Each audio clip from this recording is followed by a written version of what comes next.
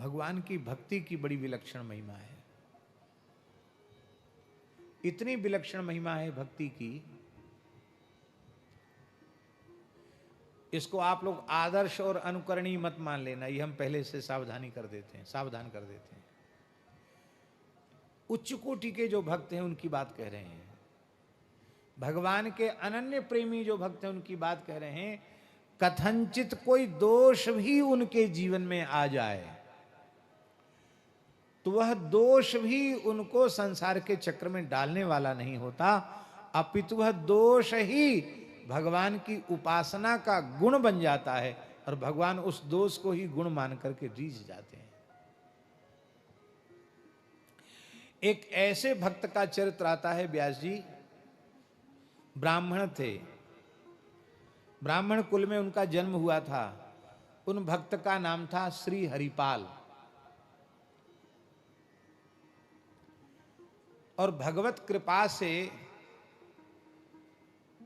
वे बड़े संपत्तिशाली थे, श्रीमंत थे, धनाढ्य थे, पर भगवान की विशेष भक्ति थी उनके मन में। संसार से, शरीर से पूर्ण वैराग्य था, विवाह नहीं करना चाहते थे। लेकिन एक विप्र कन्या ने, वो भी बड़ी भक्तिमती थी, उस विप्र कन्या ने प्रतिज्ञा की कि जो 1000 साधु ब्राह्मण को रोज जिमाएगा मैं उससे विवाह करूंगी, और नहीं तो ब्याह ही नहीं करूंगी, ऐसे ही भजन करूंगी।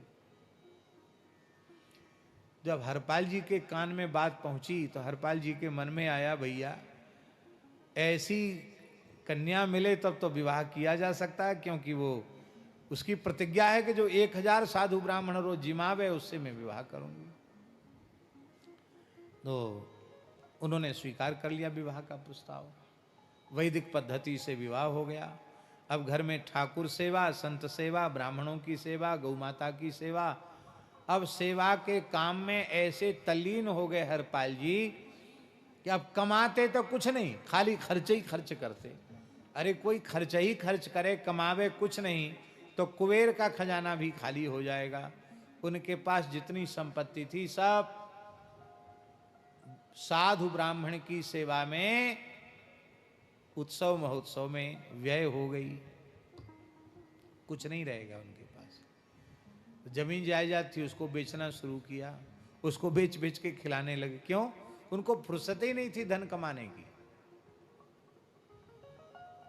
अब जब वो भी नहीं रहा तब हरपाल जी ने फिर लोगों से उधार लेकर सेवा करना शुरू किया। भैया दे दो, हम फिर समय आएगा तो हम चुका देंगे आपका। तो बड़े आदमी थे, बड़े आदमी की बाजार में साख होती है, तो लोग सोचते हैं कि ये जरूर कहीं न कहीं गाड़ के इन्होंने कोई खजाना रखा होगा, अभी बेचते चले जा रहे हैं, जब चाहेंगे 1 मिनट में सबका चुका देंगे, ऐसा लोग मन में सोचते थे। इसलिए लोग उनको, बड़े आदमी थे, बड़ी साख थी उनकी, तो उधार दे देते। लेकिन जब उधार चुकाने का अवसर है तो उधार चुकाने की शक्ति ही नहीं थी, तब लोग समझ गए कि तो उधार तो ले लेते हैं पर देने का तो नाम तक नहीं लेते हैं। तब लोगों ने उधार देना भी बंद कर दिया।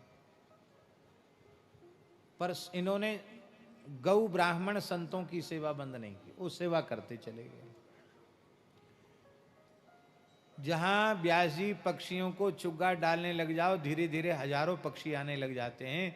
संत सेवा होने लगी तो देश दिशा विदिशाओं से अनेक संत आकर के उनको दर्शन देते, सत्संग होता, सबको कृतार्थ करते। तो अब वो क्या करने लगे हरिपाल भक्त? हरिपाल भक्त अब चोरी करते। चोरी आप लोग मत करना ये काम, इसलिए हमने पहले सावधान कर दिया कि आप कहोगे तो चोरी करके भी सेवा की जा सकती है। पहले हरिपाल जी जैसे अपना सर्वस्व लुटाओ, बाद में सोचना ये बात। अब पहले ही सोच लोगे तो गड़बड़ हो जाएगी। ये अति भक्ति का चरित्र है। तो चोरी क्या करते महाराज जी? सोना चांदी नहीं चुराते, वो घरों में जाते तो घी, बूरा, गुड़, आटा, दाल, चावल, ये जो राशन सामग्री इसी को उठा लाते और उसी के घर से लाते जो कमाता तो खूब, साधुओं की ब्राह्मणों की सेवा नहीं करता, उसी के घर जाते, सबके घर नहीं जाते। जो भक्त है, धर्मनिष्ठ है, सेवा करता, उसको क्या लेना।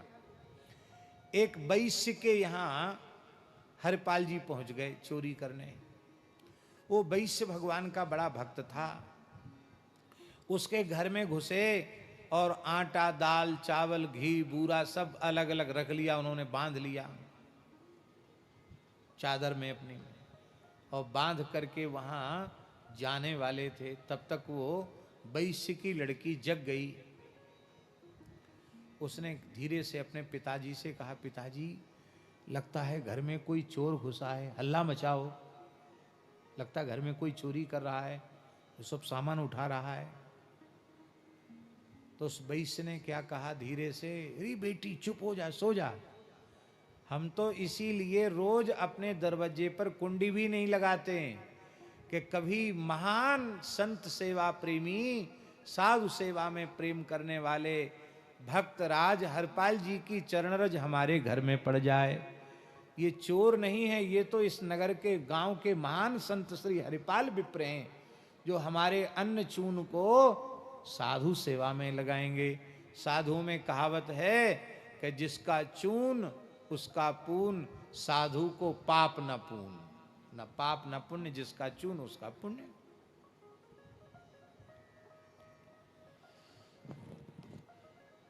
अब हरपाल जी के कान में बात पड़ गई, अरे बोले ये तो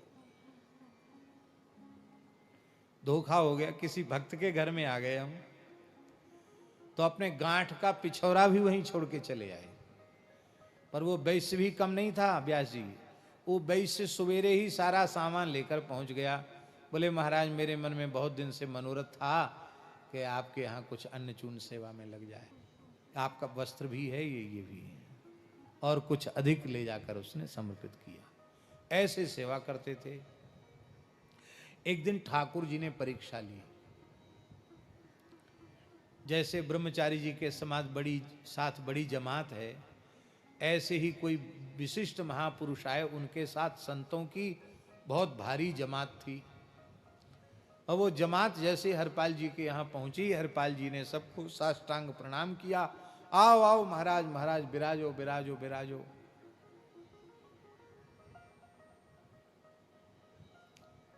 पत्नी से कहा कि कुछ है घर में, साधुओं के प्रसाद की व्यवस्था, भिक्षा की व्यवस्था। पत्नी ने कहा स्वामी आपसे क्या छिपा हुआ है, कुछ नहीं है घर में। अच्छा कोई बात नहीं, महात्माओं को पता न चले, कहीं इनको पता चलेगा कि घर में कुछ नहीं है, कहीं चले गए साधु तो ठीक नहीं होगा।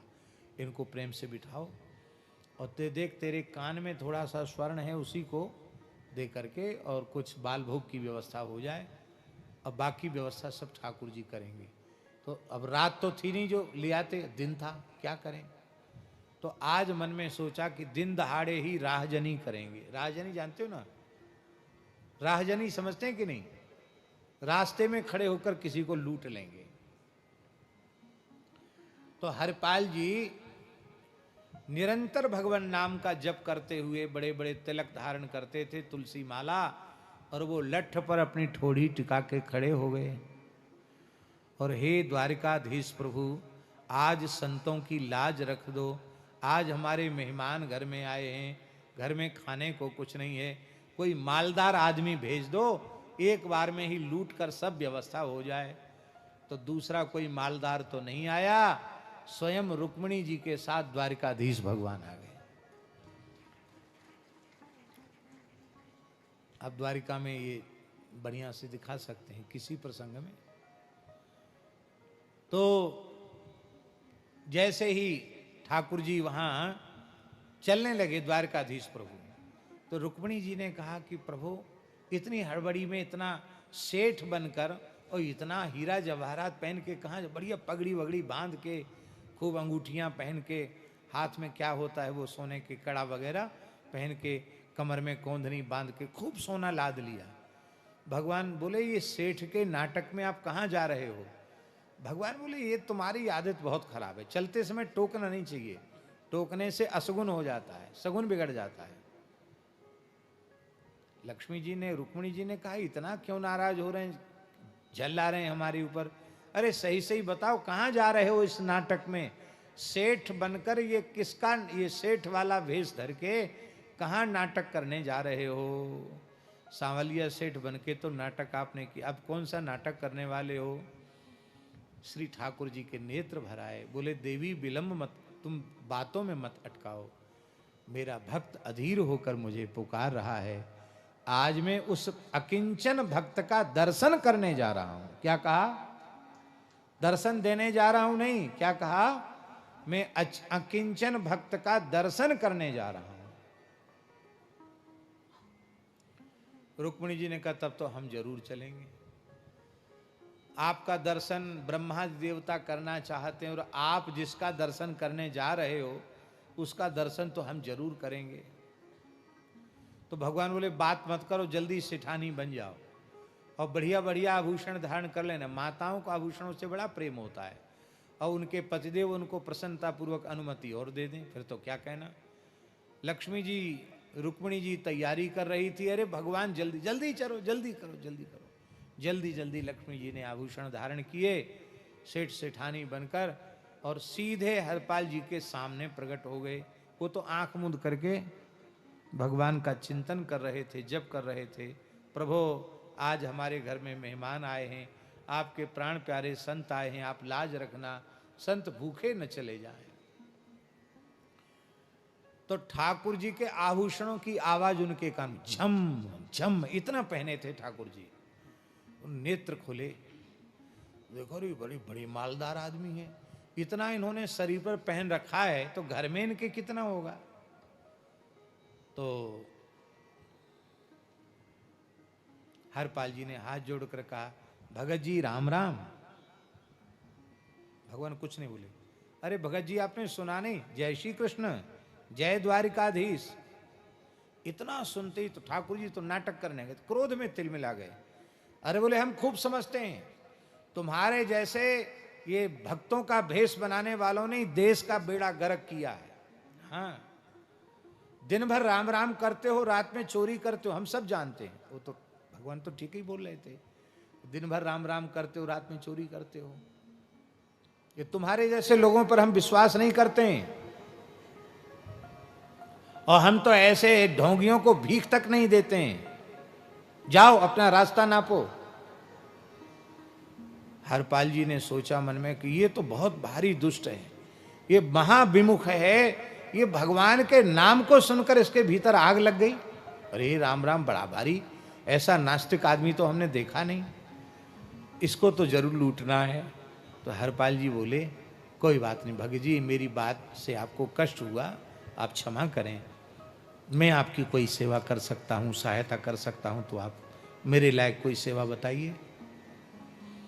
भगवान बोले कि हमको अमुक नगर तक जाना है और हमारे पास तुम देख ही रहे हो कि बहुत आभूषण हैं और कुछ हीरे जवाहरात, कुछ मुद्राएं भी हमारे पास, कुछ धन भी है हमारे पास, और हमने सुना है कि यहाँ इस क्षेत्र में एक बहुत बड़ा डकैत है, उसका नाम हरपाल है, लूट लेता है वो, तो उससे हमको बड़ा डर लग रहा है, तो उससे सुरक्षित बचाकर हमको इस जंगल के रास्ते को पार करा दो। हरपाल जी बहुत प्रसन्न हुए, चलो हमारे ही नाम ले रहा है।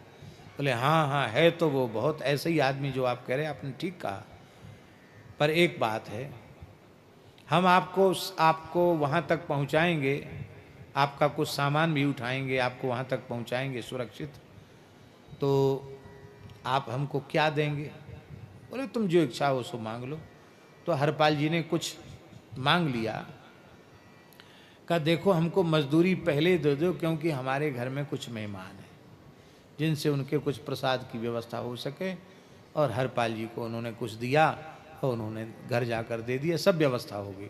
अब हरपाल जी चलने लगे तो ठाकुर जी ने क्या कहा कि देखो भगत तुम आगे आगे चलना और हम पीछे पीछे चलें, क्यों? एक तो रास्ता तुम्हारा देखा हुआ, हमारा रास्ता देखा हुआ नहीं है। दूसरी बात यह है कि सामने से कोई चोर बदमाश, कोई शेर भालू चीता कोई आ गया तो कौन हमारी रक्षा करेगा? आप आगे आगे चलो। तीसरी बात, आप पीछे मुड़ के मत देखना, क्यों? हम अपनी सेठानी के साथ क्या बात करते हैं? आप भगत आदमी, आपको सुनने की क्या जरूरत है? आपको देखने की क्या जरूरत है?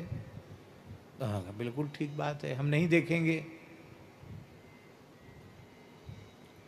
अब ठाकुर जी रुक्मिणी जी से बात कर रहे हैं, देखो रुक्मिणी जी बीच बीच में कहते हैं कि कुछ गौ सेवा करनी। अरे बोले महामूर्खता का काम है गौ सेवा में पैसा खर्च करना, साधु सेवा, अरे बोले ये तो और ही वज्र मूर्खता का काम है। ये निठल्ले बाबाजियों को खिलाने से क्या मिलेगा? अरे पैसा है, पैसे से पैसा बढ़ता है, इसको और बढ़ाना चाहिए। देखो इतने खजाने वहाँ भर गए हैं, अब वहाँ एक नया खजाना स्थापित करना है, वहाँ नया धंधा खोलना है।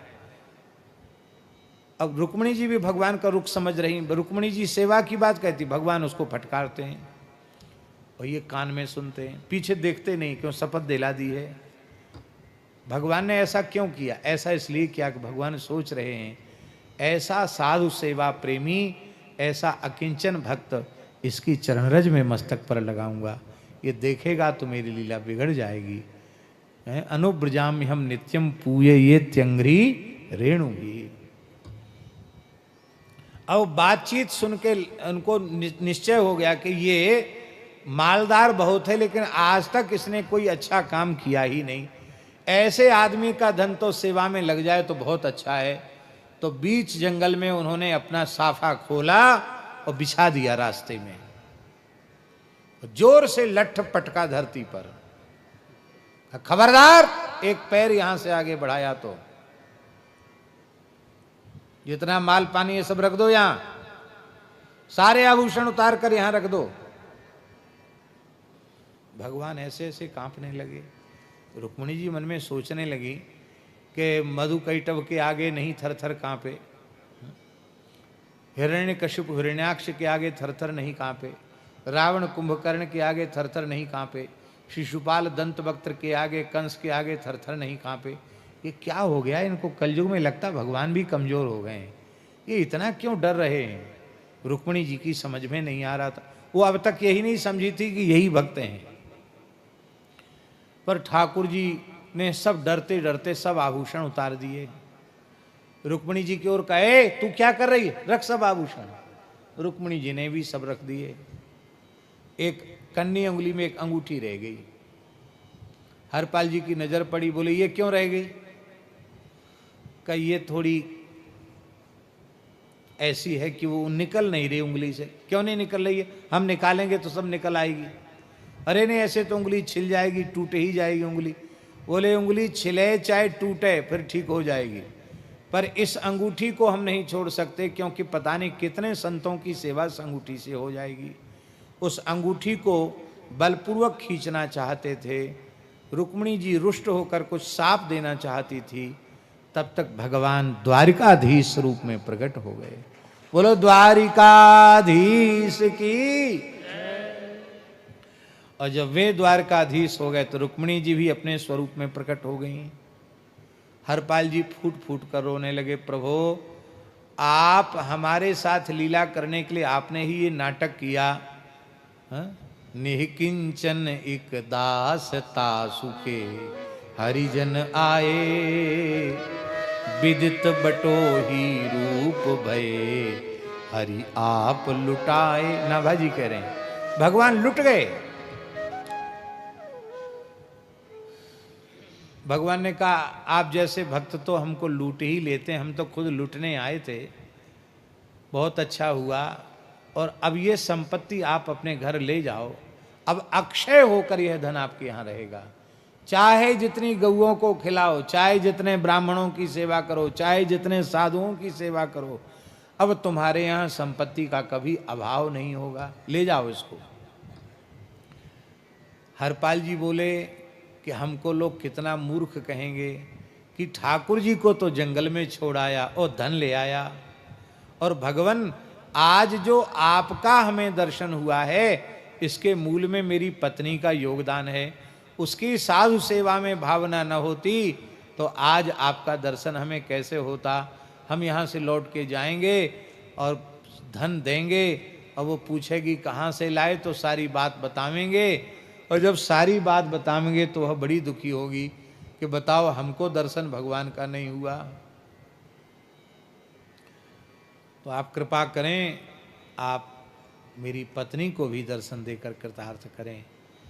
तब ठाकुर जी हरिपाल जी की गोद में आ गए। रुक्मिणी जी और ठाकुर जी को अंक में लेकर के हरिपाल जी आए हैं। कलिकाल की घटना है। और उन सभी संतों ने शंख चक्र गदा पद्मधारी भगवान का रुक्मिणी जी के सहित दर्शन किया। सब कृतार्थ हो गए। अब देखो, यस्यास्ति भक्तिर भगवत्य किंचना, भगवान के चरणों में निष्काम भक्ति है तो एक दोष भी उन्हें भगवत साक्षात्कार कराने वाला हो गया। और जो भगवान से विमुख प्राणी हैं, उनके सद्गुण ही उनके पतन का कारण बन जाते हैं।